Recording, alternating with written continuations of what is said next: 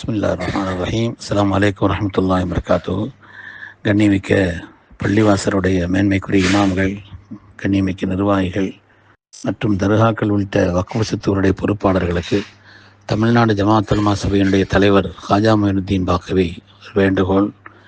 கண்ணியமிக்க பொறுப்பாளர்களே, மத்திய அரசாங்கம் வக்ஃப் சொத்துக்களை எல்லாம் உம்மீது போர்ட்டலிலே பதிவு செய்ய வேண்டும் என்று ஏற்கனவே அறிவிப்பு செய்திருந்தது.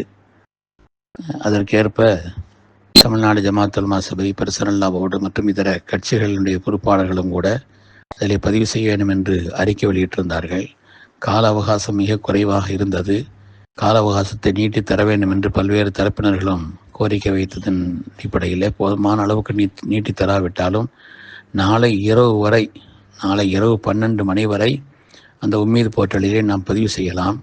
அதனாலே தாமதம் இல்லாமல் சீக்கிரமாக கண்ணியமிக்க பள்ளியினுடைய இமாம்கள், மஸ்ஜித் மற்றும் தர்காக்கள் உள்ளிட்ட வக்ஃப் சொத்துக்களுடைய பொறுப்பாளர்கள் கூடுதல் கவனம் செலுத்தி அதை பதிவு செய்வதிலே முழு அக்கறை செலுத்த வேண்டும் என்ற அன்போடு ஜமாஅத் உலமா சார்பாக கேட்டுக்கொள்கிறேன்.